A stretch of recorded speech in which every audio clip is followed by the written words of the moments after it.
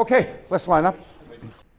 But the ultimate grip, of course, is nowadays referred to as the Gable grip. You can look back through history to find out who Gable was. Okay, not Clark Gable, by the way. And the Gable grip comes from the butterfly technique like this, you see? Now, did you notice I don't put my thumbs in there? There's no thumbs. This goes this way here. See? See? And that is almost unbreakable.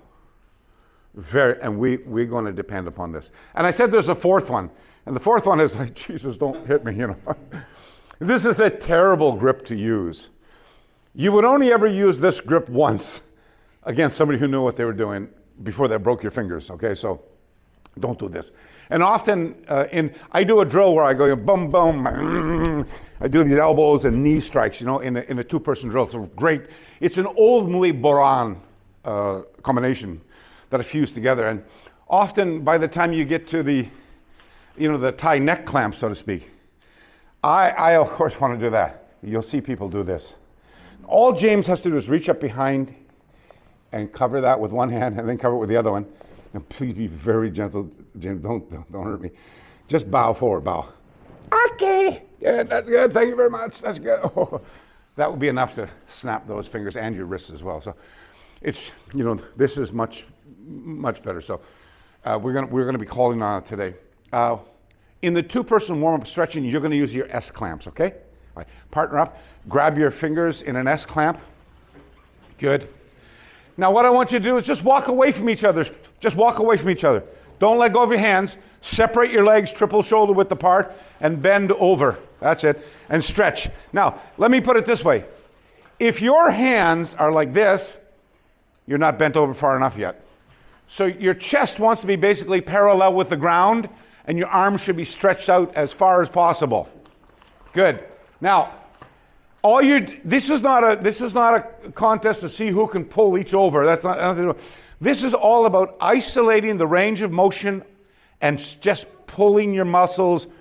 There's nothing ballistic about this. It is very gentle. You pull at your own. That's right. Good. Keep going. We got another 10 seconds. And you know, you can twist your body a little bit to the left and a little bit to the right because this is working on the trapezius, deltoid, serratus. It's also right down there on the bottom of your. And if you straighten your legs, you'll find you get a different range of motion in the abductor and adductor. If you bend your legs, that's perfectly fine too. It's part of the exercise, but it isolates various parts. So this is just stretching with a partner. Good. That's it. Don't pop them in half now. Okay, good. Okay, now keep your hands together and stand up. Yep. Yeah. Don't let go of Dad's hands. Okay. Now, hands together. Don't let go of the hands. Now, the side that's facing me, just stay where you are. The other side, you're like, I just want you to turn around so you're now beside your partner like this, facing me. Facing me. There you go. Stop. This is not rocket. It's not difficult. Now listen. Separate your legs, triple shoulder width apart. Go. Emerson. There you go. Listen before we go. Look before you jump. Put your arm up over your head and turn your body into it. So there you go. Because that's going to, once again, isolate the range of motion on the latissimus dorsi, serratus, and the external oblique. That's what we want here. Bend a little bit further on the legs. Good. And Dan, just relax. Turn around and try to pull gently. Pull. So one side is pulling the other side right now, okay? One side is pulling the other side. And Jonathan, just a little bit more this way. Oh yeah, I forgot, you're with the Olympic athlete here. So, Eugene, take it easy on him a little bit. Get his arm over there. So we want him over this way more, and that's head way down. There you go, there, that's what we want right there. Okay, good. Okay, now stay there with your feet, but it's just the other side pulling you the other way now. Okay, let's go. Now keep your hands there, don't change your hands. Just come up and turn around the other way. There you go. Come up, James, up. Turn around the other way. There you go. You have two halves of your body. This is the other half. Ben, get your hand up over your head like this. And who's pulling who? I'm pulling Dan. Then try to turn your body around a little bit that way. Lean into a little bit more of a forward stance this way and straighten your back leg back the other way. And turn your hips around. Turn your hips around. There you go.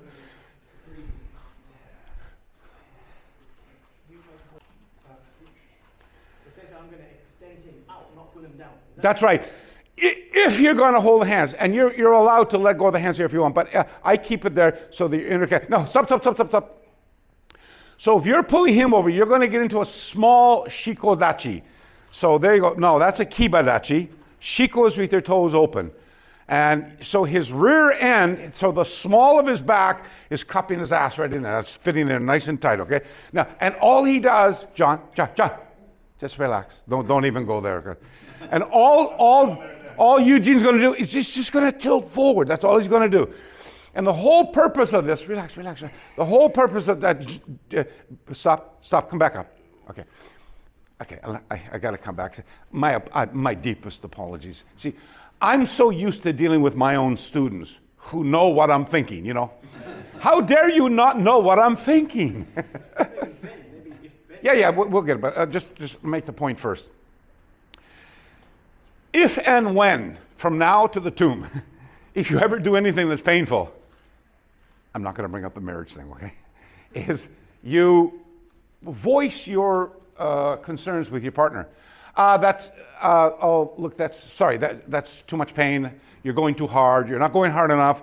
Can you pull me a little higher? You know, verbally communicate with each other so that you know, Jesus, the guy behind me is going, but he's not saying anything. So make sure that that's completely obvious, okay? Yeah, okay. Okay, so yeah, just for this, Benjamin, come on over here. So just for this drill. Yep. Hands. So he gets in. The reason why you get in a shikodachi with your legs open is because that's a very powerful stance. Now, the purpose of the drill is to isolate the range of motion all across the front, rectus abdominis, all this area here. So the idea is don't hold your breath, relax, and there, stop. That should be enough right there.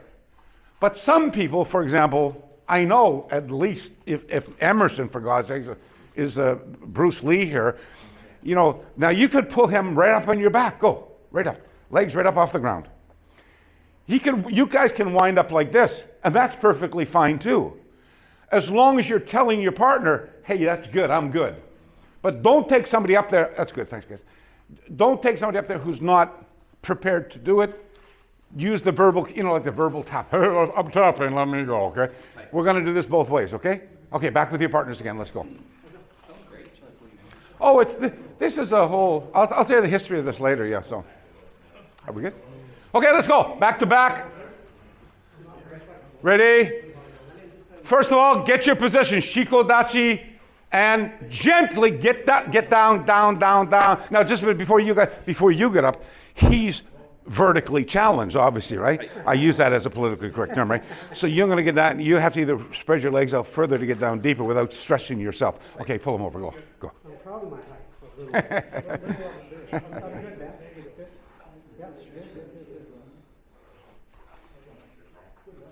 A little more if you like.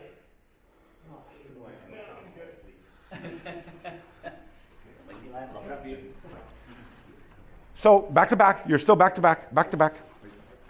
Now, interlink your arms. Now, you're going to use basically your scapula area on your back. They haven't moved it, it's still there. For balance. And you're going to walk away, you're like this now. I want you to literally go left, right to get your spaces. Okay, back. Watch me again. Not like this. 1, 2. You need almost a full meter in between your feet. Ready? Go. 1, 2. There you go. Now you will see why that's perfect right here. You'll see why right now. Watch this. John, this is why that's not good. But let's learn why. Sit down. See, that's why. Now stand up. Sit down.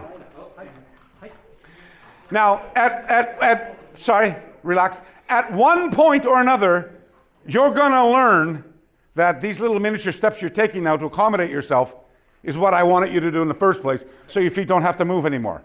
Plant them, keep them stationary. Stand up and stay where you are. Just stand up. See where you are? That's where I wanted you to be in the first place. Go down. And up. And down. Okay, we'll take out a pain now. That's good. Now, if you want, you can leave your arms entangled right now, or you can take them off. Either way is fine.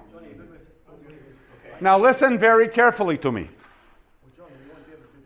What we're going to do right now is we're going to stretch your legs and your lower back. So one side, adopt the number 1, and the other one take the 2. Go ahead. Who's the 1 and the 2? Okay, good. Everybody who's one side, put your legs out on a 45-degree angle. Straight out, 45-degree angle. Now listen to me very carefully. Do not lock your legs out and curl your toes back towards your face. The reason being is because you're going to risk pulling a muscle or tearing some interconnective tissue around the popliteal fossa, the knee area. So just relax your legs and drop your feet out. That's how I want you to keep it.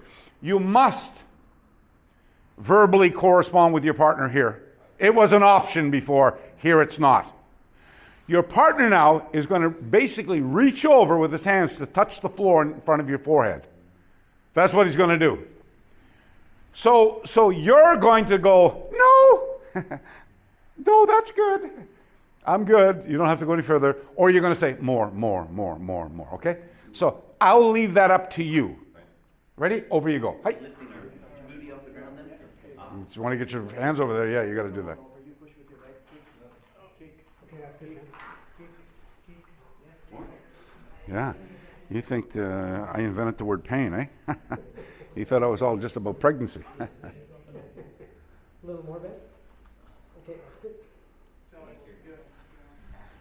5 more seconds. No, 5 more seconds. Hold it. And listen, while you're stretching, rotate your hips a little bit. Rotate your center mass. Hold. No, don't come back. We're not finished yet. Side 2, legs out to 45. Side 1, bend your legs up. Yep, go ahead. Ready? And let's go. Hey!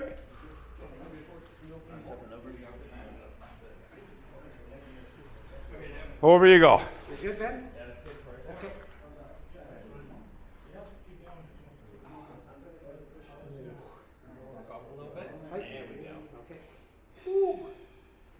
That's working, eh?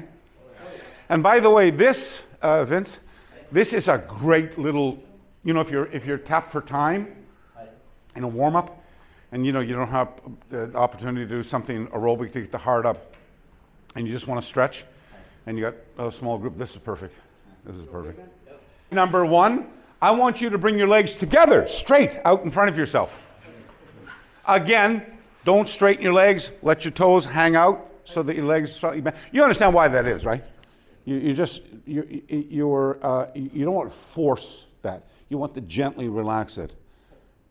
Okay, side number 2, bend your legs up. And over you go. Hey!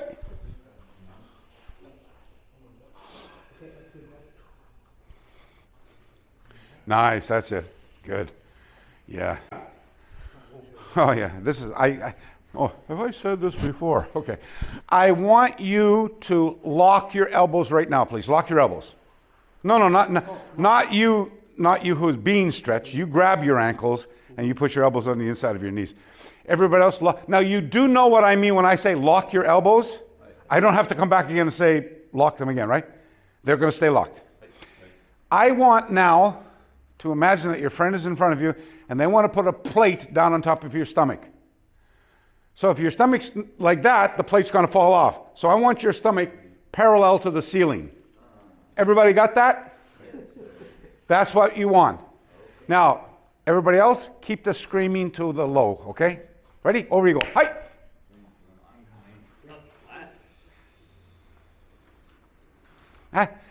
I don't think No, my hand's not staying. that's because you're not up high enough on him. Get up high on. Ben, just get right up on top of him. Get up. There you go. That's it. There you go. Lock the elbows. Lock the elbows. Nice. Nice. Of you who are able to just rest your knees on the ground, we envy you. The rest of you, I want you to do what we call an abduction. Abduction. I want you to abduct your partner. Bring your leg, force your knees up. Force your knees up. Come, force your knees up, up, up. Come on, Eugene, get those knees. Push, bring your knees up. Yeah. That's it. And now down. And now up. And do 7 sets, please, on your own. 7 sets, up and down. 3, 4, 5, 6, 7, 8, 9. Hi, Yame. Now, same thing, other way. It's payback time. But see, what you do is that's why you have to be right up on top of the guy. You're literally laying on top of your partner. Ready? James, you're so flexible for a big guy. I'm so. Okay, ready? Up.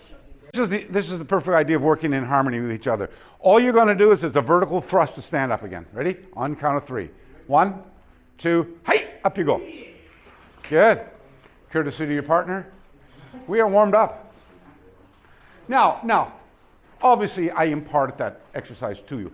If we knew it, it would take half the time to do it, So, and as I say, it's a good little 2-person set. I love sets of exercises that work in unison with what brings us together.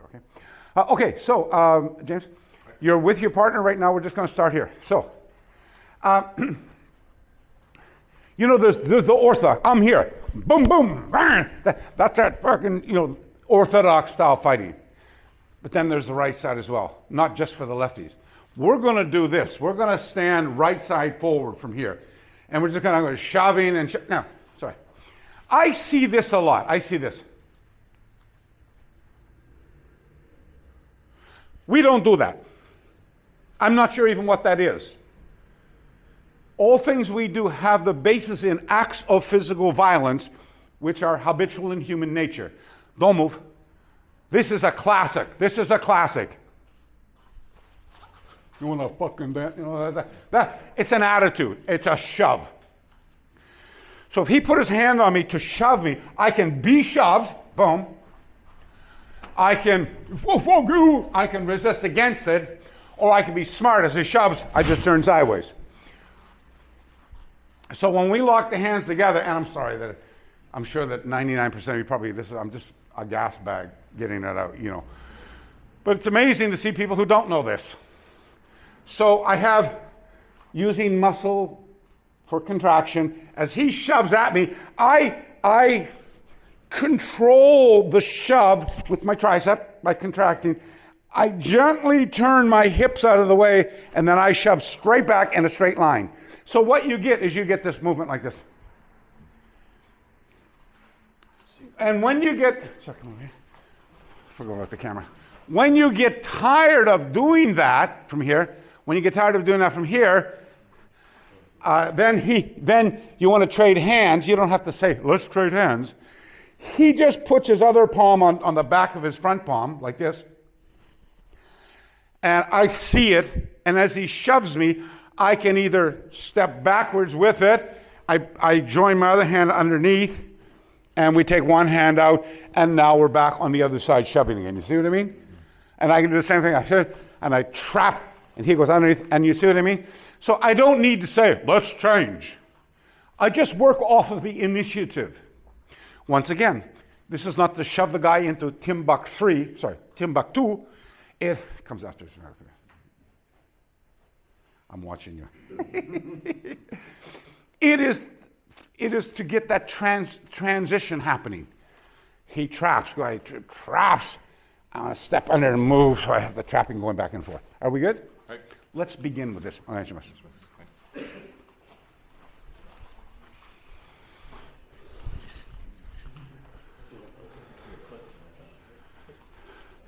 Keep your other hand up on the center line, please. Don't forget about it. Okay, stop. Okay, I'm just walking around. As I see anomalies and mistakes, I'm going to draw them out to your attention. But you know something? They all do it, so don't feel too bad, okay? Watch here. Stand facing me. Shove me there, go. No. Right by my shoulder. Go by. Oh, excuse me. Don't touch me. Shove. Again. Shove it. Do I have any reason to negotiate that? Then why does everybody do this? I don't get it. Really. He shoves, I go like this. Now it's out of the way. I just shove back in a straight line. I don't go like this. Fastest way to deplete the oxygen, burn up that lactic, is do that. Keep it in, work directly. All right,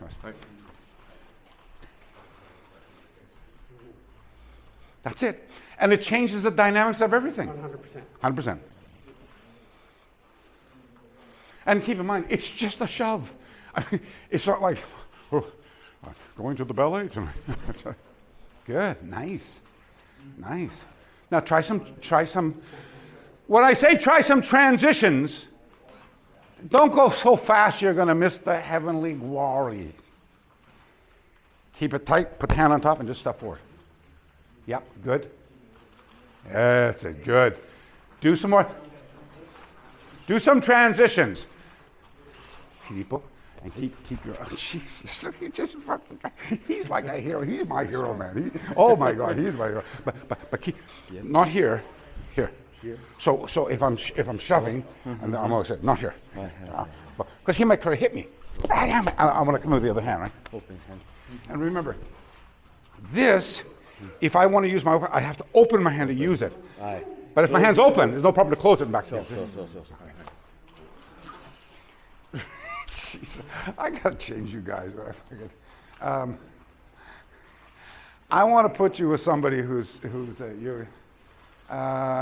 Yeah, perfect. Ben, come on. Someone with my... Well, first of all, he's going to keep up with this. I don't want, Jonathan's already all broken up. You work it down. Okay, come on.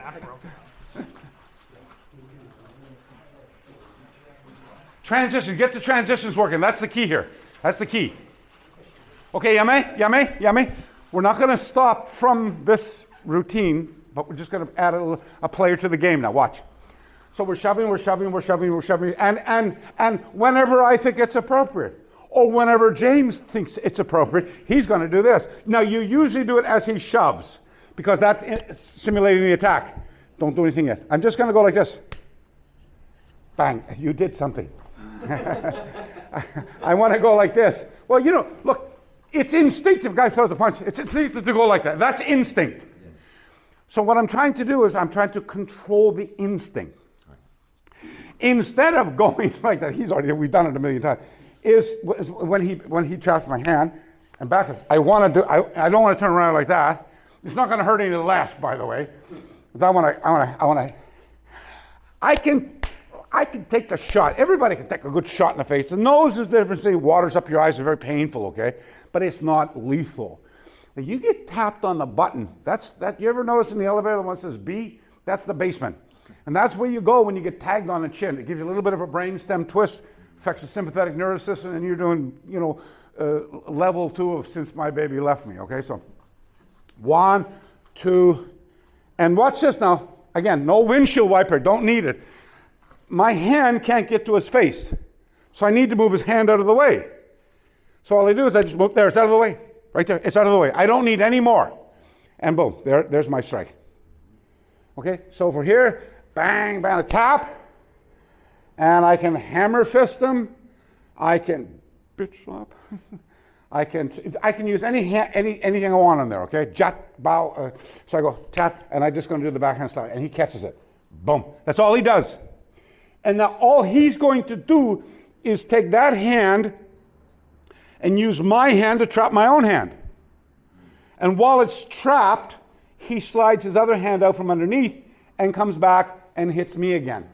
And I have the choice. I have the timing here. I can either get hit and take my hand away, or I can back off and take my bottom hand away and capture that as well. And then once it's captured, I can do the same thing this way and come back this way, okay? Now, that's a simple technique. What's important here is that we don't get into the patty cake phenomenon. You know what patty cakes is? You all learn it as a kid. Patty cake, bake, okay? And that's this, watch. That's what that is. I see it all the time. I see it all the time. And sometimes to the detriment of someone's teeth being knocked out, okay? It only takes one shot in a tooth, you know. So what I mean to say is here, it's an individual technique, it's here. Bang, that's what it is. Oh, where did we see that before? Oh yeah, I keep saying, I keep revealing my age when I say these things. 1973, Enter the Dragoon. Long Beach. Yeah. Tap, bang, tap, bang. And then watch, I can just vector it now and come up to here, and we're back to here again, you see? He traps me, it comes forward, and I'm back down here. The same thing. Okay? So, may I please emphasize, work on technique, not speed and power. Right. Except for you. Go. Okay. Oh, that's enough. Hey, Dosa. You know, they say when you have speed, you don't need technique, right? I have speed, you want me to?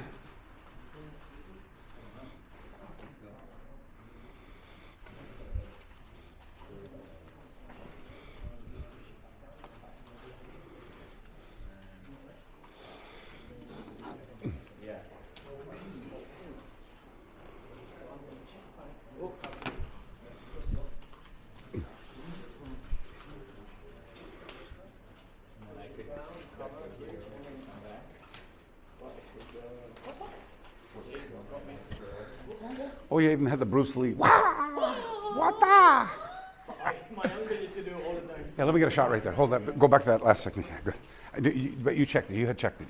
Good. Just let me get your face in there. Good. Huh? Ready? 1, 2, 3. Yeah. Oh, of course. Give me the Angry Bird look too. Yeah. That's not angry. I can't do anything cute. The Angry Bird. Fighting somebody like this, or fighting somebody like this. They smile at you. Yeah. Pretty scary. He was smiling too, by the way.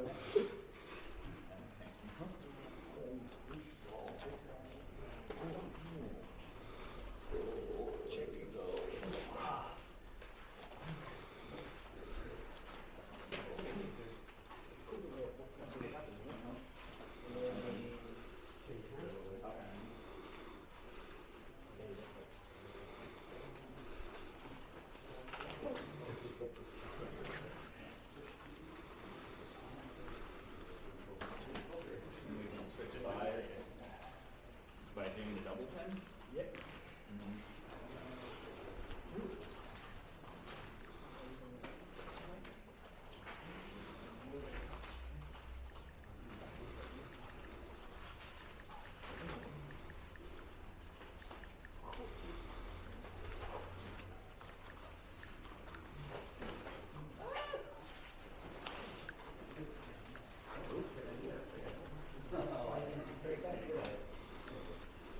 No. I guess I'm just going back into it.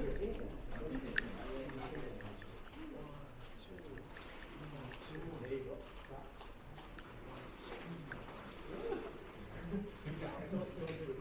Yeah. I have to change up.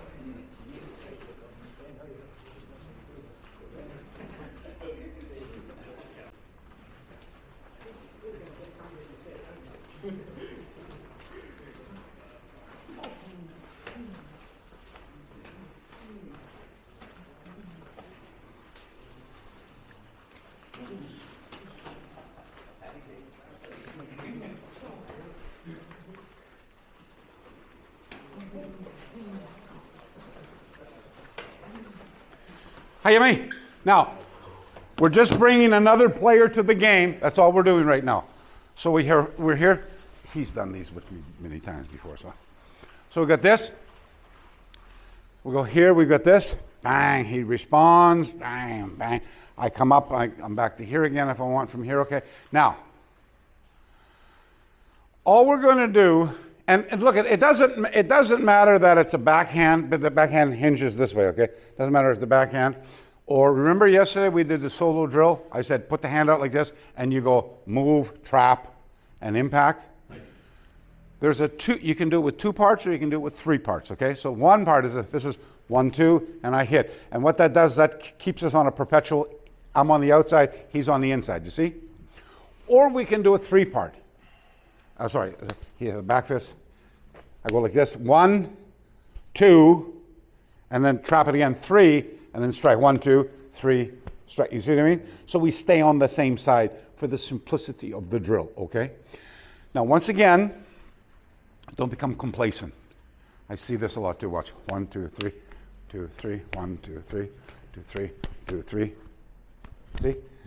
Don't flinch.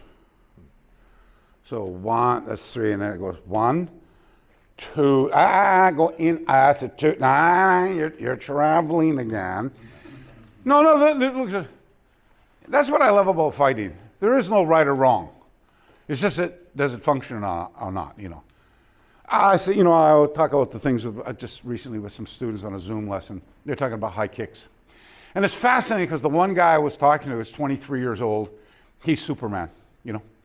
Alpha athlete, can do all the stuff, always wonders why nobody else can do it, you know. I can easily kick him in the head, no problem. And you know something? There's always the 1%ers. There's always the 1%ers that get a reverse punch to work in a telephone booth, you know. I know the rest of us. So I'm just saying the most simplistic approach is generally the one that works.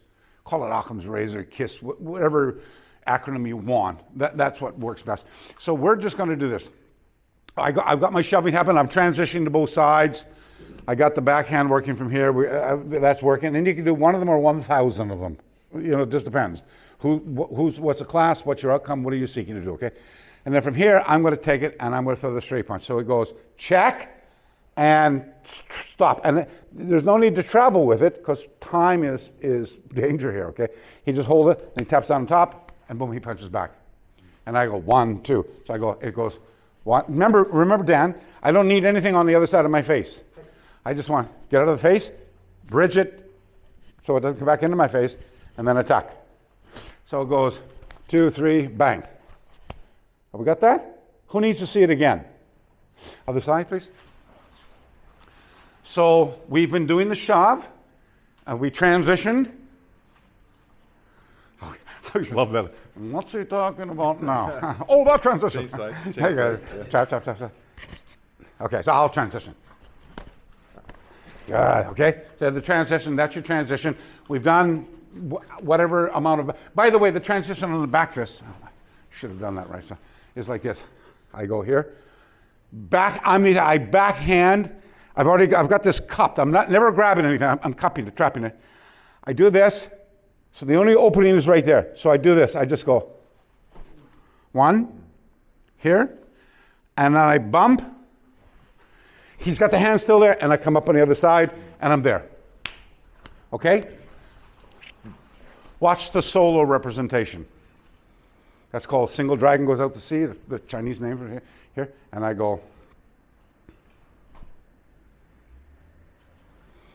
bump. Okay? It's important that you see the soul representation as well because your mind goes back to, oh, that looks like this, that looks like Shishochen, that looks like whatever. Elements and templates out of Kanto, okay? That's what I want you to see here. So if you do the transition, that's what it is. So now what we're doing is, we do the backhand, he comes down. No, just a backhand right now. So let me go ahead, backhand, boom, go. Now when I catch this, I can go, that would already be 1. If it was a straight punch, that would be 1, right? So I go 2, 3, and then hit again, right? Are you okay with that? So once again, watch. It goes no different from what we were doing yesterday, is tap, tap, but instead of striking on the second one now, I'm using the second because I want to keep this right-handed for the time being. So I move it out of the way and I hit right hand. Check, trap, hit, boom. So it's a perpetual movement. And by the way, do you see everything happens here in this tiny little box? Watch everything happen in this box. 1, 2, 3, hit. 1, 2, 3, right through the door. Okay? Hey, nice enough.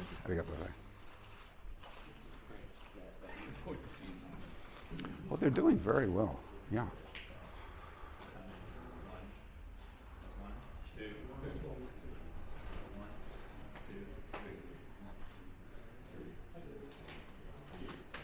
Nice. Yeah. Nice. Perfect. Oh, Eugene, you know this already, yeah? Take it easy, though. Don't give him the benefit of letting him learn it first, okay? He knows it more than me. Do you do these drills too? No, I know you do. I said that, I've never seen it. You've never done this before? Oh, for goodness sakes. Okay, I'm sorry about that. Okay. This is all from like knife stuff I've done. Yeah, look at, Knife comes in, you go 1, 2, 3, 1. you know, and therein lies the similarities between functionality, you know. You know why you see, because it's set to functional. And you know, the Southeast Asian, Filipino, Southern Chinese, this is all bread and butter stuff. Where you don't see it is generally in karate, you know. And this hand pins. Yep. But just don't pin it down low like that. Oh, not You don't need to. Just move it up. Just to hold it so he can't attack back with you, yeah. Okay, so this one's going to pin. Perfect, yeah, yeah. And this hand, 1, 2. This hand's going to go 3. Yeah, okay, Eugene, my apologies. So get just in your head, go, 1, if you don't know, you know, that's check, that's trap. Just go. 1, 2, 3, hit. 1, 2, 3, hit. There you go. 1, 2. That's it, good. But just for the sake of learning it without making a mistake, so you have to come back and recorrect your mistake, which is usually far more difficult than learning the drill, is don't even bother moving for the time being. Stay static for the time being. Get the template first, gain a familiarity with it, and then from the passive resistance, you work on a gradual, escalated scale to more aggressive resistance. Okay. But Eugene, stop traveling with your hand. Stop traveling with your hand. You thought I put my hand in a pocket.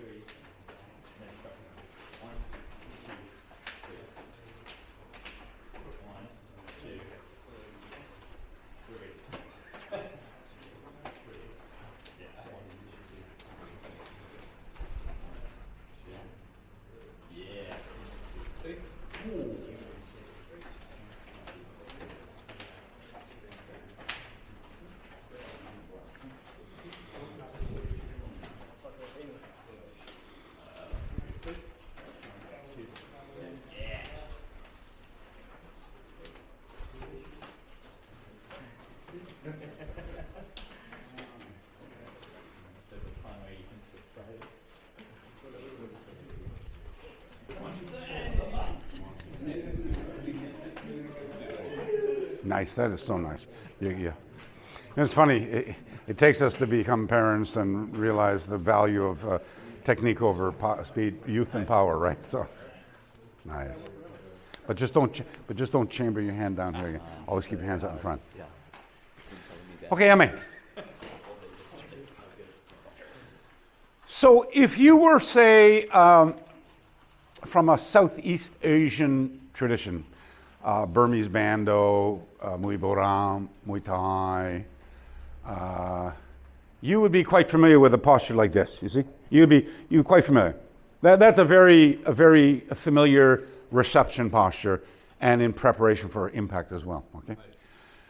But interestingly enough, and you know, it's for another history lecture, but it's interesting to note that more than 200 ships travel back and forth to Southeast Asia for commerce during the Ryukyu Kingdom period. Now, I'm not going to talk about China now. I'm not going to talk about the port of Fujian.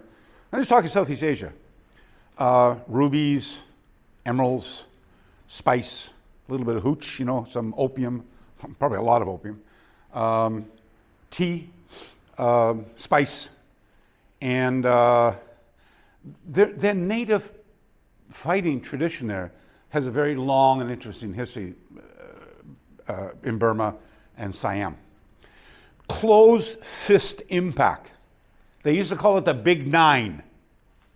1, 2, 3, 4, 5, 6, 7, 8. No? They don't do that. Exactly. 9. Boom, the head. So knees, shins, elbows, fists. We don't see that in China. We don't see the wonderfully beautiful forms with the open up hand. Miyagi Chojin told us, I closed the fist on these exercises. Tian Chotoku supported that and said, yeah, the Chinese preference is the open and empty hand. So where then does all the impact come from? Well, certainly it couldn't have come from Thailand, because that would be saying that these impact drills predate Muay Thai and come from Siamese boxing. It's only when you do a side-by-side comparative analysis behind the fistic traditions of Europe, i.e. pugilism, where you see, in the mid-1800s, before the Marquess of Queensberry rules were created, that, you get to step up to the line. Challenger gets the first punch. Nobody was going like this in those days. You were a coward to move out of the way of the punch. Take the punch like a man, And so when you see that when gambling money is invested into the activity, you see the rules and regulations start to be created. For example, the ring. The ring wasn't to keep the boxers safe inside. It was to keep the spectators out from interfering with the fight. Okay, here we are a day later and round 34. Put out your cigar, sir, before and roll up your sleeve and get back to the fight type of thing. Siam has a very same type of history with the financial investment into that. Rules, regulations, weight divisions, wrapping your hands. Until in 1949 it became Thailand, and that became, and I wrote a very interesting paper about this. And people who are not part of a big organization where they need to support what's been handed down through the trickle-down effect and imitative behavior, where that's how dare you speak about my tradition that way? We do this. And I said, well, who'd you learn? I learned from my sensei. Well, where did your sensei? He got it from his sensei. And where did his sensei get it? Oh, he got it from this guy, the founder.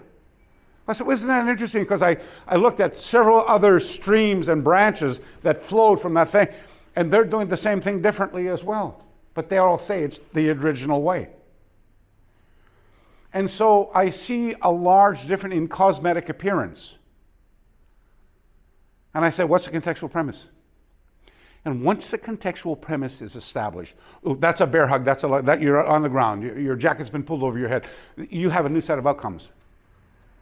And that's why those acts of physical violence that are habitual in human nature become so valuable in digging through the propaganda that pits one school or style against another. Ours is better than yours. This is the original, and so on. The original is the act of violence, how you effectively negotiate it. So yesterday, just remember I have my speaker on here.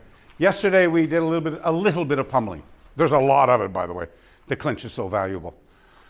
So we've done this. We've done a little bit of shoving, right? We did a little bit of the striking from here. I changed it up to do the front striking from here, and we had transitions, okay? Now, okay, don't move. So, I could hit from, the ice pick. I could do this. I could do hook punch. I can do uppercut. I can do elbow. They all work on the same premise. For example, hits down top of my head, I just receive it. And then watch, 2, 3, and I come down again. It's the same thing in this case, you see? If he uppercuts me, I do the same thing. Boom, boom, and come up again. If he hook punches me, I keep in that triangle. Here, bam, stop it. Now, I'm not moving it over a mountain. all I'm doing is I'm stopping it, and I'm wedging from here, and moving here to hit back the other way. Anybody who practices Shorinju, who practices Shinto, you would know that immediately. It makes perfect sense to you. All it is an augmented kahie. That's all it really is, you know. And so, but because of time factor, we're not going to go through this. Ask me or remind me. I'm terribly forgetful at this age. When you go back home, I will gladly give you a complimentary copy of the download on a drill that brings 29 different strikes together, how to receive them in various contextual premises, and how to, after receiving them, how to follow up, capture, and control the person with it, okay? It has all the fundamental, every knees, elbows, shin kicks, bumps, everything. But it's beyond the range of where we're going today. So what I'm going to say then now is, whenever you want, from a back fist, from a shove, from a straight punch, whatever it happens to be, someone I want to move into the clinch position. Your ultimate goal here is to get double underhooks. I want you to get a gable grip if you can. Not an S, not the cup and saucer, and certainly. I want you to get your, I want you to lift the guy up and just turn him around 180. That's your job. That's your only job. I don't want him to do that to me. So when he comes in for the clinch, I'm doing all I can to prevent him from doing that. And even if he does get me, I'm going back to, remember I put the hook on so he can't lift me up. I want to dig into something so that he's got to let go. And then we follow on. So it's either shove, brain. So he's shoving. And now, Dan, I want to show you. I never go outside my body range ever. But watch my second hand. See how I'm shoving with two hands? Put your hand on my elbow. See this? Look.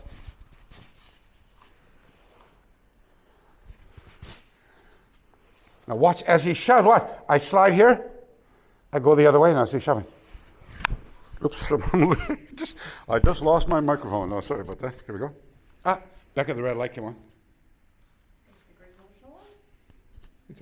Okay. I was just testing you. You passed. So here we are. Shoving. Now what I do is on the shove, I bring my hand underneath as he starts to shove back. I go in change the direction from here. And now I got the elbow again. And I go back the other way. See? We call this the infinity circle. You know the infinity sign like this? If you see this is going this way, and then if the other one's going the other way. From a bird's eye point of view, you'll see that infinity sign, okay? Now, have you seen this technique before? Sure you have. Watch, it's this one. That's my joke. See, look, Ben's got it. Ben knows it. Get down, brother. Get down. So, you know, if you get caught in the circle, and that happens when somebody tries to clinch me. I use my two hands. All you do is put one hand underneath the other, one hand all the way, and you just pivot. There you go. And now you're coming in on the side under the arm grip, okay? So the outcome here is you're going to do the same techniques, the shove, the backhand, the straight punch, until you find an opening to get a double underhook. Now you might not get the double, so you might wind up pummeling again, you see? So you would keep pummeling until you find, I'm not letting him in, and I'm going to go for the double underhook. And your job is only to get in, stand him up, turn him around, and drop him down again, and just continue on again, yeah? Okay. It's the double underhook. We should go for the leg lock or the clamp. Well, sorry. So if he catches me, my outcome goes, he's not doing that. I don't want to be turned around. I'm going in that direction. And if he realizes he can't get you, they just stop and you just carry on again. We're good? Hey, onegaishimasu. Kake demasu. Do we start hands crossed? Yep. Oh, sorry. My apologies. You thinking it's obvious? All engagement begins like this. Hi, onegaishimasu. Hi. That's where engagement begins. It never begins here. It doesn't begin here. It begins here. That's the premise for engagement right there. はい。すいません。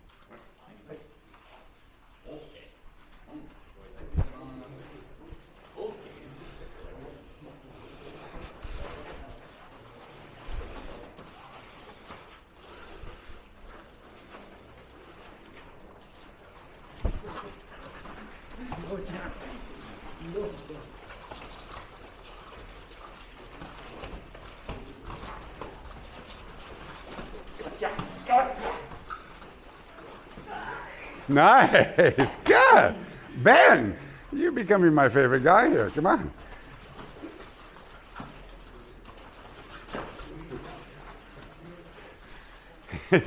He's a beast, isn't he, eh? Very strong. Hey, Very strong. man. Dolomites. Dolomite. I think it's more of those tortellinis is what they are. Good. Okay, Yame, quick word of advice. Quick word of advice.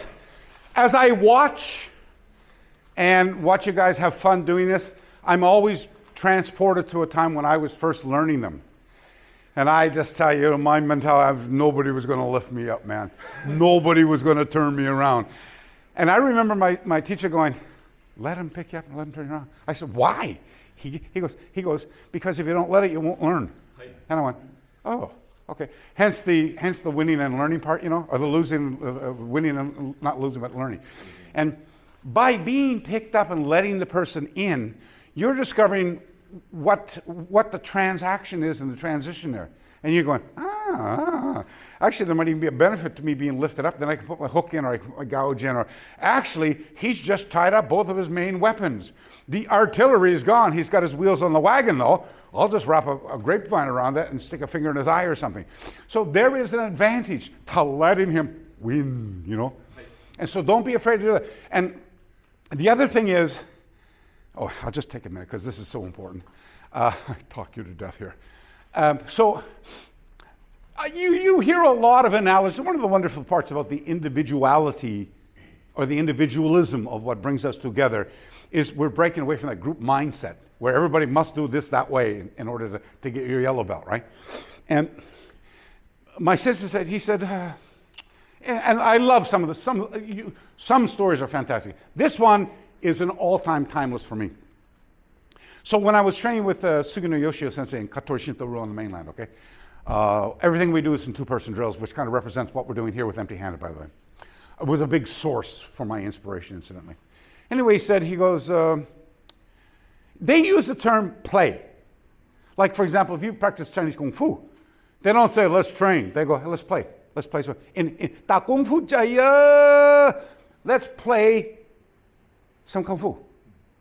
And the difference with the verb here is that it changes the mentality. So to emphasize what he meant by playing and keeping that back, the whole idea, the Japanese Okinawan thing of our martial art here is based upon that which was imported from China and Southeast Asia. So back in those days, it wasn't, I think I'll just either text him a message to see if I can join the dojo next week. No, there was no dojo. It was the village. And we all knew that the guy who lived down at the end of the street was the guy who taught the martial arts, and he probably doubled as the village medicine man as well.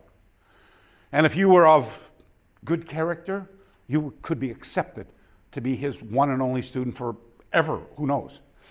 And there was all these menial tasks along the way to find out if you were of right character to take the lesson. But the point being is that, when you were usually around adolescence, around 12, you were accepted into the family to live, and you would stay there forever. And that would be something that you would repeat and repeat and repeat generation after generation after generation. So the point is like this. If we now know that's the way training happened, could you imagine you watch lion cubs? Okay, let's say there's three to a fold, okay? And dad does the job, mom has the cubs, dad's off with the rest of the guys hanging out, the cubs are there. What is their entire function in life? Okay, well, first of all, mom has to protect them because they're not capable of protecting themselves. And so they sleep, they feed, and they poop. and they play. Now, they're not playing video games. They're not on their iPhone. They're playing what? Fighting. They play fighting. They play fight.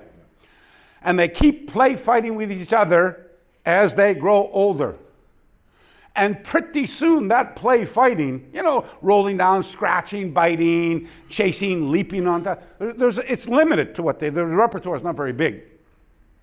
And as they get 3, 4, 5 months, the play fighting becomes more intense. By the time they get to between 1 and 2 years old, it's not so much play fighting anymore as it is jockeying for position. Until the dominant male or female, until the dominant lion comes up. The rest of them take off, or they go with the pride, or they stick with the pride. But can you imagine if you learned karate that way? From childhood to adulthood, let's say, 12 to 22. Yeah, you learned that way. There wasn't line up, or it wasn't any of that. It was right away engagement. And in a sense, they said, look at, Bob, you're a bit weak. Your punches are a little bit weak, so I'm going to introduce you to something called a makiwara or a shish. And then all of a sudden, this supplementary training equipment became a supplement to the main part. The main part was the engagement. So you use the other thing to gain strength and so the ability to strengthen your hands for punching or wouldn't that change everything? So can you imagine from day one walking to the dojo other than learn how to punch against nothing for this wonderfully holistic, never bother your joints for the rest of your life drill, and you start it with engagement. Oh, Sensei, Joe fell on the ground. Oh, Joe, I hurt myself. Oh, well, maybe we should also include ukemewaza as well. Here's how you fall from the front. Here's how you fall from the back. Here's how you fall from the side. Here's how you displace balance. These are the rules and mechanics and principles behind ukemewaza. Oh, good, we got that. Now we go back to engagement again. Hey, Sensei, he's grabbing me. I can't do anything. Oh, good. The clinch. And then we negotiate. So each of these areas are negotiated in this playful mentality. So don't be shy to play. Let it go. You're not getting a prize at the end. And nobody gets out alive at the end anyway. So have some fun. Okay. Oh, nice one.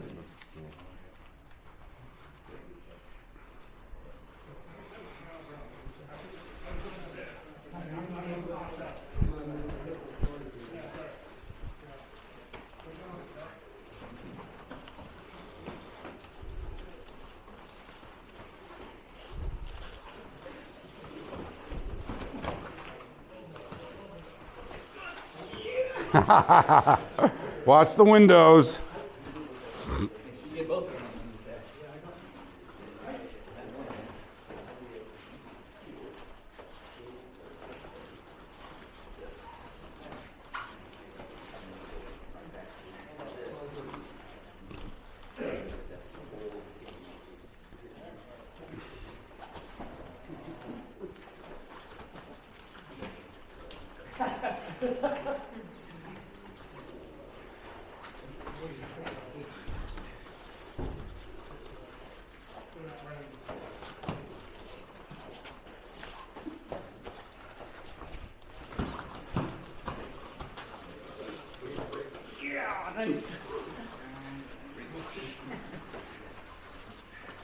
Nice. That's so good. That's learning, man, right there. That is learning right there. Yeah, that's very good. So much more is gained from that than the resisting part. Resistance is futile.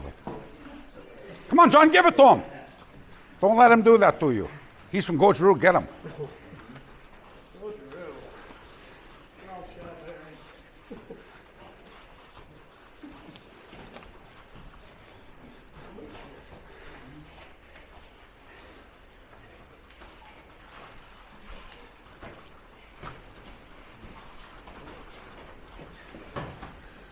Oh, Yame, good.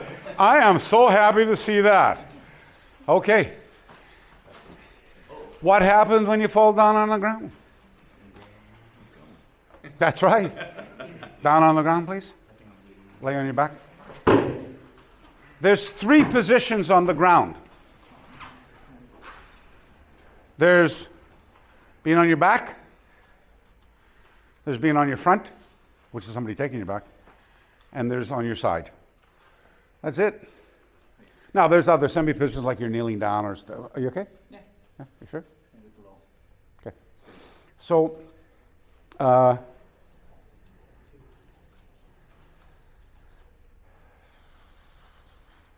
Emerson, let me use you. Come on over here. No, you stay. Okay, just get into his guard for a minute.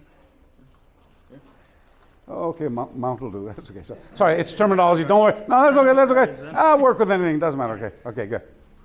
Now, if you are lucky enough to wind up in this position, and interestingly enough, for those who really have never, say, learned anything about ground fighting, like, say, a street fight, this is a desirable position, and it's usually somebody just instinctively wants to get there to start raining down hellfire on top of this guy. So all smart fighters here are going to do a really simple thing. So James doesn't want his face being struck, and there's no other alternative other than put that position up in front. But what he's going to do, he's going to kind of do 2 things simultaneously. And I think you were talking about a seatbelt earlier, somebody talking about a seatbelt. I'll show you what a seatbelt is, okay? As opposed to that one there. So first of all, you get ready to plant your hands, okay? So James, yeah, just keep your, all I want you to bend your feet up more, James. I just want you to buck and bronco, just buck and go, boom. There you go. So stop, no, stop. Come on back. So that is a little bit of a buck. Yeah, I'm gonna call it buck and bronco, okay? But he wants to be able to control him at the same time. So if he's being impacted, he's going to do this, but he's going to kind of sit up so he's going to bury his face into his stomach as he puts the seat belt on him with a cable grip around his back. Now stop. If you can, put your arm back up there. Just hold it. You just stay where. Instead of this, get your hand right down across his ass. Right down lower as you can. There you go. The lower, the better. Now, okay, we'll go this way. James, I want you to take your left foot and crank it up here. No, flat on the ground. Put it back where it was, James. Just bring it up more. So it's on the outside of his, there you go, right there. The reason why we're going to do that is I need a wedge there so he can't sprawl and put his leg out, okay? So James is going to buck him, and as he bucks him, he's just going to roll him over this way from here. Ready? Go. Hey, go. Hey. Yeah, okay, good. That worked because he let you, but you lost your foot there, okay? Now, just a minute. So now he's in his guard now, okay? Which is where I wanted you in the first place. But that's okay. Come on back again, on your back. Now, Emerson, you don't want him to do that. Let's assume you know that that's possible. So what I want you to do is you take your insteps, put them into his ankles right now, both of them. Okay, got both hooks in. When he bucks you, that's a good thing for you. You're just going to do this, go for one hand to plant, the other hand for a Superman. I want you to stretch your body out as far as it goes. Ready? Go. Hey. You forgot to stretch yourself out. No, that's what you're going to do is break his legs. So you need to stretch your legs out so his legs are stretched out as far as you can go. Go. Keep going. Stretch. There you go. Oh, did you see him tap? I hate it when I'm right again. Right? Hey. So, and I call that a Superman, by the way, because what you do is you want to fly out as far as 2 hands if you can, stretch your body out so he learns another definition of the word pain, okay? So, and in the event this doesn't work, and he does throw you over and roll him over, James, go. There you go. Now, from here, James is going to do one, and I'll just make this a little 3-part drill for you, okay? So, James, now, so I want you to remember, do you remember how to come under here with your, give me that arm. Go under here like this. Go behind him and wrap him in a guillotine around his head. Like, you remember that one? Here. Yeah. Let me, do you know? No, it's not quite there. Let me. I'll do it with you because I'll kill him if I lay on him. Let me just, it's my knees. The rest of the body works, it's just my knees. Oh, I'll do it from a side mount here. Come on over here, you guys. Oh yeah. Take off my microphone for a minute. Okay. So from here, I want to do this. You see? Here. There you go. Now, I haven't done anything. All I've done is just wrap them around, right? And now I'm going to gable grip them from here and it's going to sprawl. Watch. So it's let me just tight. Lift myself up, tight again. So that is a trap, and it's a neck triangle. You're not getting out of that anytime soon, okay? Yeah. And that's your seat belt. You see what I mean? So we're actually going to do some of this afternoon with more of our takedowns, by the way, that you like. But so the thing is, if you fall on the ground, that can be a good thing, especially if you know what you're doing, especially if you're not out on the street. If you're out on the street, you don't want to fight on the ground for all the reasons that are pretty obvious. But if you do get knocked down or you trip in the attempt of taking somebody out, it's best to know what to do and how to get up as fast as possible. Or all things being safe, there isn't anybody around, he doesn't have a boot knife, he doesn't have two of his friends waiting to practice soccer on your face while you're down. Sure, you might get a few scrapes and bruises from the concrete or the gravel or something like that. You'll heal. Otherwise, get the hell up off the ground as fast as possible. The only way I know how to do that is learn as much as you can about the ground fight and the ground game, and from those three fundamental positions. Now, if we were going into competition, it's a completely different story. We're not going to use any biting or grabbing or smashing or bouncing his head off the ground or pulling his shirt over and strangling. None of that. We're sticking to the rules and regulations. But that's not me. I've never been a rules and regulations type of guy. I'm sure you haven't noticed that by now, right? So, okay, let's get back to work. Yeah, let's get back to work. Hey, onegaishimasu. So what are you looking for here? Just a takedown and mount? No, mount if you get on the ground, yeah. Mount? If you get on, try to work through that if you can. Okay. Yeah. And you're welcome. And my opinion is, don't resist so much on the ground for the time being. You're just going to burn up a lot of lactic energy. Right, those are. If you get to the ground, right?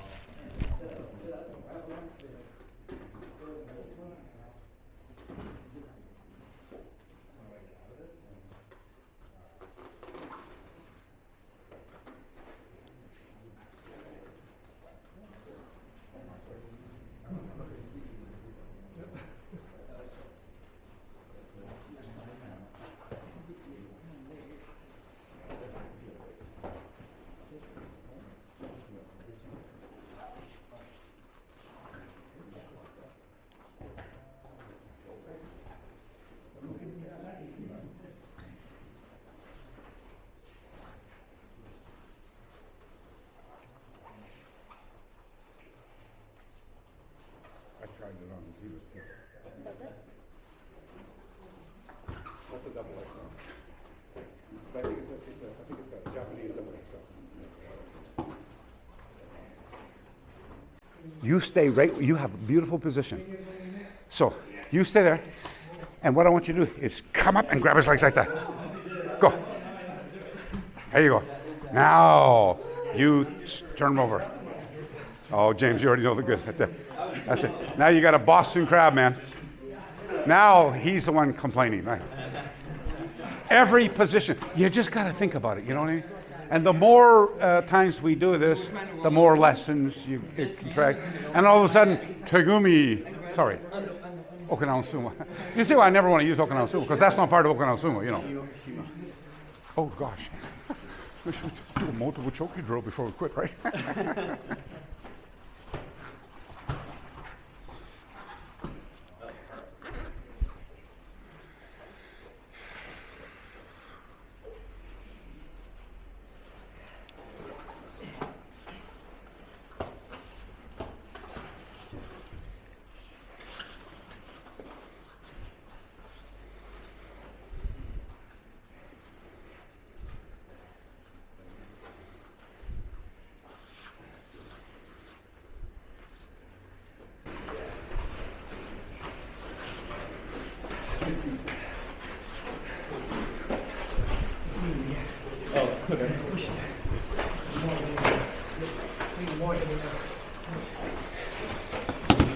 Oh, good.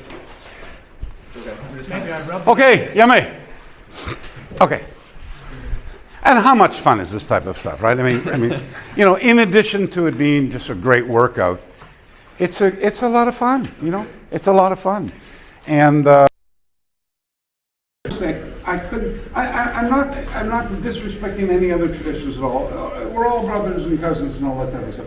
What I'm saying is, if you've had a career, say a competitive fighter, you know, or you're part of the tradition, and you know, you're just looking for something other than to balance, you know, your mindless repetitions of walking up and down the floor doing Gate and Mariah, Gary, or kicking in the end. What a wonderful thing here. And how much more functional is this type of training for actually being grabbed, you know, or attacked, as opposed to, you know, fire, you know. And I'm thinking, I'm liking it over here. It's not to devalue anything else. It's just to place priorities against, you know, shouldn't some of your training, especially the functional part of self-defense, example kind of what's going on outside as well, you know, with the what's my term again? Random and unscripted acts of violence. I mean, that happen to you, sure. And look, the truth is, maybe even some of the fights outside, they're not going to even be this brutal. You know, there's a guy being grabbed and maybe he doesn't know what he's doing, and he pops him and it's all over. Or he does know what he's doing and he puts you to sleep right away. I mean, nobody's guaranteeing any of this stuff works. I always like the quote, and I believe it's, you know, sometimes Konishi Yasuhiro is cited as a source, other times this Chibana Choshin is cited as a source. You know, he says, karate aims to build character, but it doesn't guarantee it by virtue of practice. So there's lots of ways of looking at the same thing. Okay, so I told you yesterday that multiple Choki was concerned with the, you know, the kizami, the jab, if you will. He was concerned with the right hand, and he was concerned with combinations. Now, part of the drill as well, oops, stunt double. Okay, where was I? Combination. Yeah, so multiple also does an uppercut. We'll do the uppercut this afternoon, okay? But I want to work on this very simple part, because not everything he does is totally, you know, other than the simplistic part is, you know, I said you do this, you do this, you do this, and you do, you know, you take them down. That's a little bit complex. Certainly complex for a beginner who has never done anything before. And you guys are not beginners, so I felt comfortable going down that road with you. But he does stuff like this. So the guy, and by the way, this can be, go to grab my throat. It can be that. Go to shove me. It can be that. Go to punch me. It can be that. And why can it be that? Because it's all coming through that zone. So anything that comes through that zone in a straight line, whether it's hey you, or shove, or grab, or punch, can be negotiated with the very same techniques. So put a hand out. We've been spending a lot of time yesterday to check, and we were doing something on the outside. So this time, Multiple was a big believer of this too, by the way. You know, like, you know, you have to read some of the stuff. If you've never read it, you got to read it. You know, he liked hanging out at Tsuji. He liked fighting.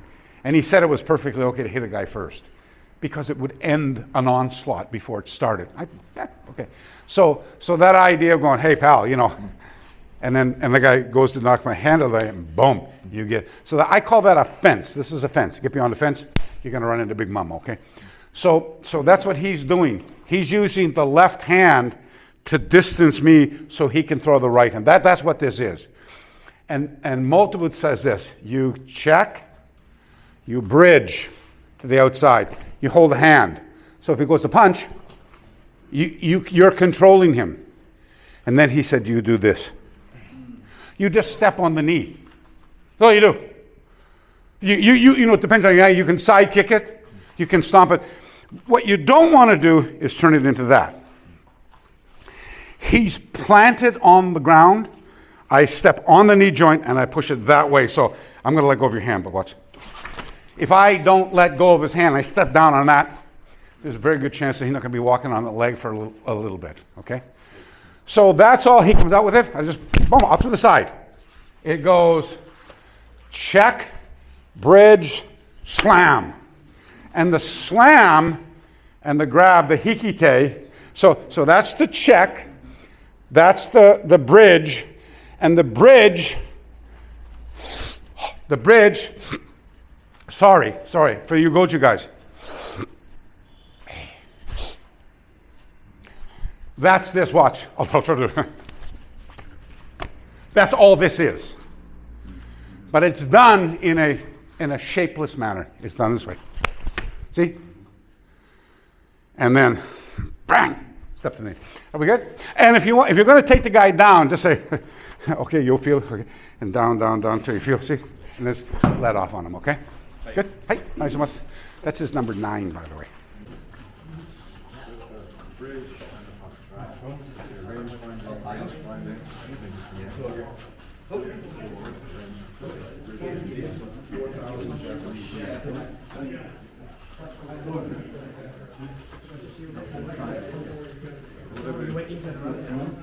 So, a couple of questions. So, first of all, how are you feeling? Good. Did you have fun? Yes. Did you learn anything? Okay, so for me, this idea, which is so hard, so very difficult to break away from, because in many ways we've been indoctrinated. We haven't been taught. We haven't, what do they say? Any good educator shows you where to learn, and not tells you what you need to know. But there are there's some caveats there as well. Like, you need to know how to not get hurt. I mean, if you're going to get hurt, is there a possibility of limiting that? It's like you're in a grappling situation, for example, and if you stay on your back like that, your face is going to blast it. So let me try to jockey my body into another position that might give me a little bit more of an advantage, and is certainly going to take away from me getting pounded with that right hand.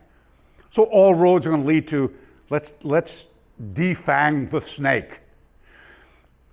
It was fascinating the more I listened to my old teacher, and I was out on the road teaching, and the groups, especially in the early days, 100, 150 black belts every day, especially in Europe, And he said to me one day, a guy asked a question which was quite frequently asked: why do you focus so much on the right hand?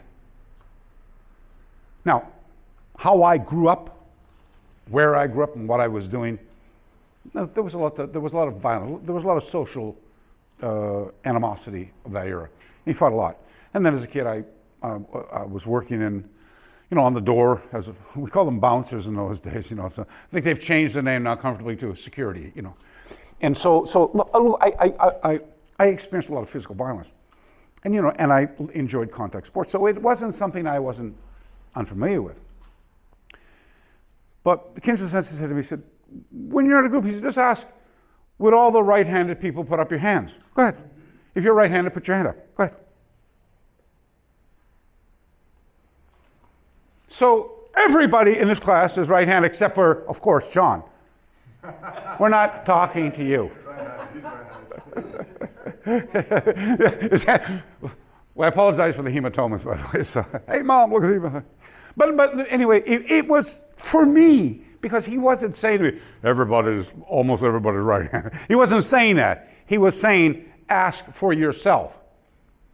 You have participants, hey, why are we always using the right hand? And I started asking questions. And it got to be part and parcel of my opening lecture. Hey, before we get started today, everybody, we're going to be doing a lot of things with the right hand. Why, you ask? Thanks for asking. Would all the right-handed people put up? Jesus, 90% of the people put the right hand up. And it dawned upon me that there's a very good, when we talk about Mawai, combative engagement distance, and I'm not throwing a projectile at you or shooting a projectile at you, and there's some, and I'm saying, why does that guy keep looking at me? And as I keep walking toward you, the body language says a lot, You got to be able to read the body language. If a guy's going, oh, excuse me, I don't think he's going to come over and stab me. But when I got that look and I got that attitude walking toward me, I'm going, hey.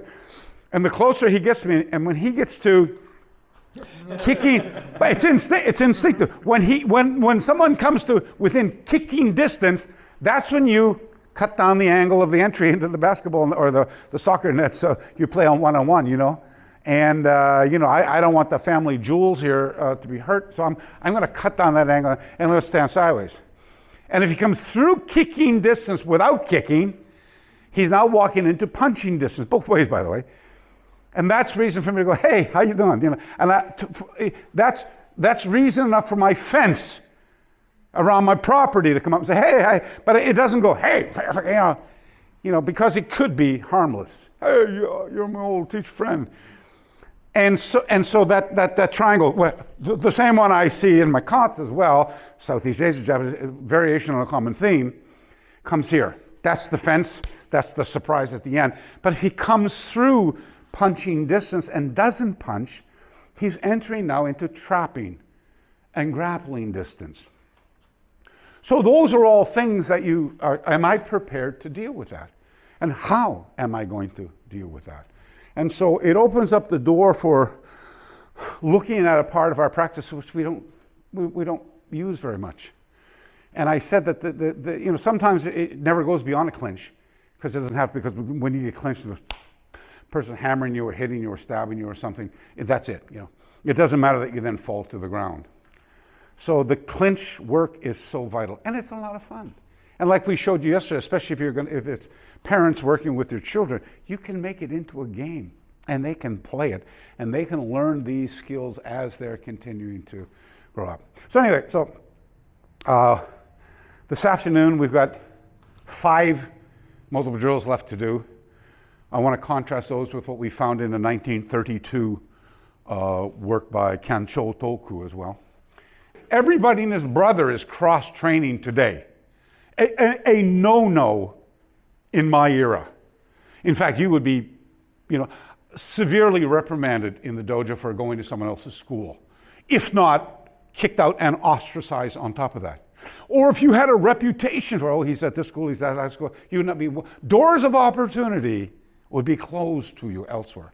Now you were expecting that your students are going, and if you're not encouraging them yourself, you want to find a person who is.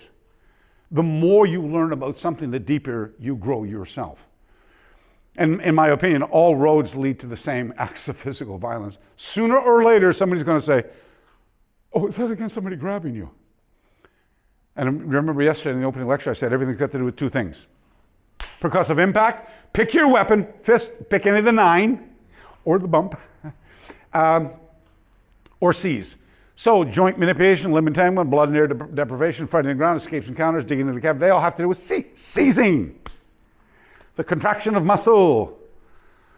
So if it's not that, and it's not impacting, there's nothing to worry about.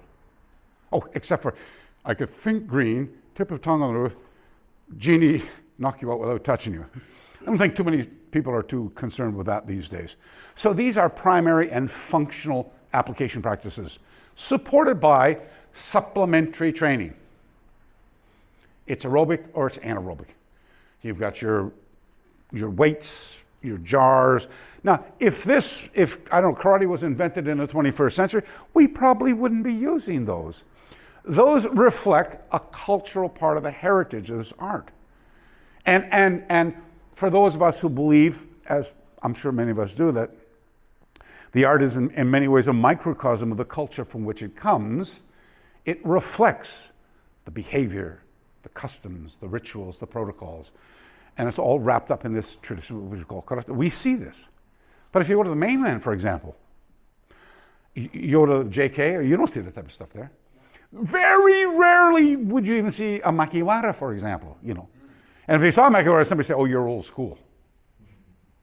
So I'm about as old school as you can possibly imagine. So anyway, great working with you this morning. We're going to take a break for lunch. We're back at 2? Back at 2 o'clock. So any questions before we finish? No? Body's holding. John, how's the body holding? Okay. Hi. I'm a ragdoll. I'm still going. Okay, hi. Let's go. Thank you, that's good. Hi. Thanks, Mas.